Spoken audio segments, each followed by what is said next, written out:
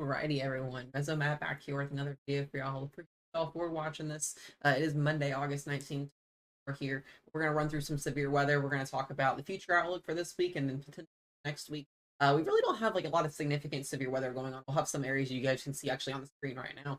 And then we've still got Hurricane Ernesto way out into the Atlantic Ocean, which is eventually going to start to fizzle out there, bring a little bit of impacts to the Nova Scotia area. But once again, that storm will start to weaken, especially over the next couple of days out in the Atlantic Ocean. And then we got the Pacific Ocean also becoming very active, a tropical system now expected to become a hurricane, potentially headed towards Hawaii. Got any people that are in Hawaii or got friends or family that are in those areas, going to be mindful. We've also got some other storms that could develop in that area as well. If you guys don't know as well, really quickly, I do start school today, so these videos will be out every single morning and also in the afternoons, barring me being busy, stuff like that. So we'll get into that later on. But other than that, guys, let's go ahead and dive into our forecast here for today. You guys can see we've got multiple areas of severe weather. We'll start with our biggest risk zone.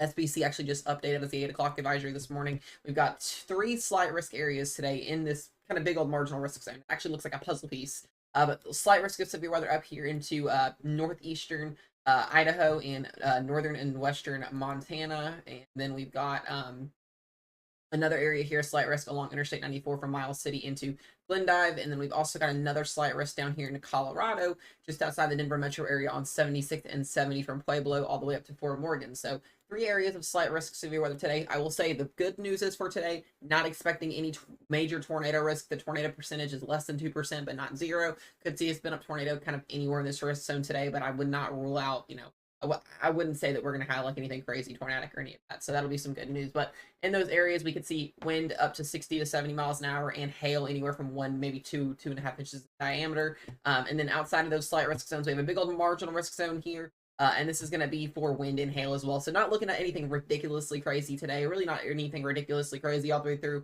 the next couple of days. So it'll just kind of be these marginal and slight risk severe weather events that we'll see for much of the northern and central plains. And this area here is going to stay pretty active over the next couple of days. We'll see more severe weather today, tomorrow, Wednesday, and possibly even a bigger event that could set up on Friday and Saturday of next week. And we'll talk about that here in just a minute. We've also got another little small area of marginal severe weather down here into Louisiana, Port Arthur along Interstate 10 here, all the way into Lafayette, Lake Charles area, eastern Texas, and western Louisiana. So be mindful of this here. We've got showers and storms already ongoing right now, and these will be continuing to push their way south toward the beaches here. Could see some wind and some isolated hail with that, small hail if anything. And then we've got another marginal risk here along Interstate 10 from Apalachicola to Jacksonville. Wind and hail there, and then also wind and hail. Couldn't rule out a brief spin up tornado as well from North Carolina all the way up here into the Northeast. So really not looking, like I said, at anything significant, guys, which will be some good news. Much of the central United States and Southeast is going to see, generally a lot of sunshine, partly cloudy skies. Could see a general thunderstorm in this area, as always, with daytime heating. So just kind of be mindful of that. Now, another thing we're going to talk about again here real quickly is going to be Hurricane Ernesto. Still, it did weaken down to a tropical storm about a day ago. It did revamp back up to a Cat 1 hurricane. This is expected to hit 85-mile-an-hour status again and then continue to work its way towards the Nova Scotia St. John's area. So St. John's would see the closest impacts from this, and that will be on your Tuesday and Wednesday before this thing picks up speed tremendously and works its way back towards over here into like Britain. And this would become a potential post-tropical storm, which would mean it would be weakening.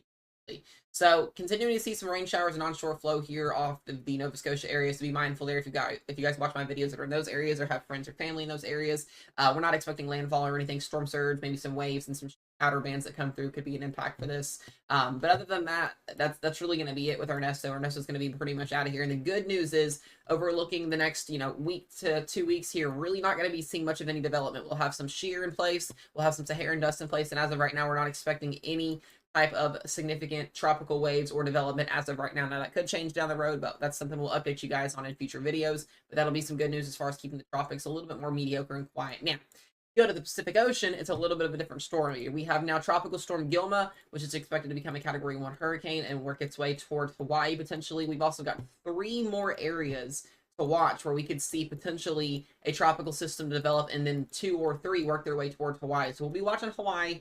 I've never had to do coverage for Hawaii before, tropically system-wise, but we may have to at some point this week or next week if that happens. So be mindful for my people that have friends or family that are in Hawaii, or if you live in Hawaii and you watch my videos, that's just something to keep in mind as well. Going back to the overall pattern, severe weather for tomorrow, the forecast will be once again another marginal risk for severe weather, and it's just going to be the Rockies all the way up into Montana and North Dakota and South Dakota. Level 1 risk wind and hail will be the threats for that. And then as we go into your day 3, a little bit more of an organized threat trying to develop here. You see the same kind of pattern, what it looks like. We're going to have a severe weather setup that's going to be set up over a high pressure heat dome, and these low pressure systems will come off the west coast. Will set up severe weather, and then they'll work their way back into the northern plains and Midwest, and then back into the Canada area. So those storms will be gone. It'll be like a 2 to 3 day kind of period as these systems come through. But other than that, those are your 1, 2, and day 3 forecasts. Not looking at anything day 4 through 8 right now. I wouldn't be surprised if something pops up down the road, but as we go into your Wednesday forecast here, slight risk of severe weather for North Dakota, South Dakota, and eastern Montana. Marginal risk extends all the way down here into the Rockies. So that's something we're going to watch for you guys. Like I said, not expecting any severe weather outbreaks at all this week as of right now. Now, we do want to talk about the overall pattern and what we're going to see. This is going to be the latest European model run as of this morning, technically midnight last night.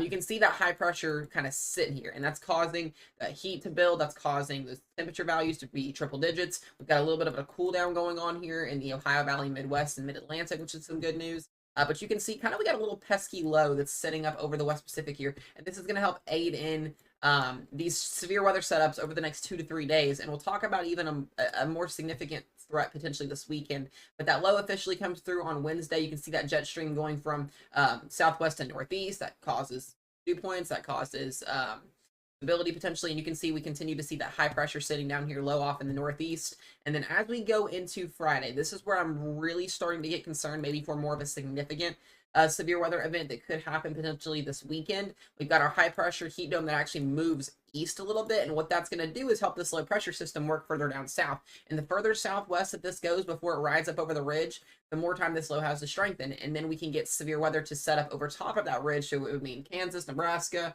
maybe Oklahoma, the Rockies, the Plains, the Midwest, maybe even in the Great Lakes and Ohio Valley for the weekend, where we could see one actual organized severe weather setup potentially set up as we go into the weekend. So this is something we're going to watch as we go into Friday and Saturday, especially morely into the northern plains. But I would be more concerned about a severe weather event on Saturday, Sunday, and Monday here, and potentially the northern and central plains. Maybe even a little bit of a tornado risk potentially, but damaging winds and hail would probably be the bigger threat with this. And then that high pressure actually shifts more east, and we see that high pressure eventually next week set up over the Great Lakes and eastern plains and Ohio Valley, and this would cause triple-digit heat indexes, temperatures in the upper 90s. This would be something we're going to have to watch here in our backyard as well for heat indices, but that low would make its way through, and then we're going to get another dip in the jet stream, and this is going to cause more potential severe weather as we go into late next week. So this is something we're going to watch. We'll have 2 or 3 systems we're watching as we get toward the end of this weekend. I definitely think next week's going to become more active severe weather-wise. We're going to have a couple systems that come through. It all depends on how our ridge sets up, and according to the European model, we may not have much of a ridge in place as we go through the end of next week. And if that happens, then we open the door for these troughs to come through, these lows to come through, and then we start to get into that fall severe weather pattern setup. So this is something we're going to have to watch for you guys. Now, overall, the general pattern, the general rain precipitation areas are going to be, we can see, general showers across the board all the way through Tuesday and Wednesday. Thursday and Friday, we get that low that sets up over the plains there, watching that one that develops. And then morely on Friday and Saturday, especially Saturday and Sunday, we get that low that pops up over the Rockies here, and then we can get some significant severe weather, maybe even over into Canada potentially. And then further into next week, we kind of have more of an organized severe weather setup. This is the one I'm watching, 10 to 12 days out. This is a grain of salt at this point. Take it with that.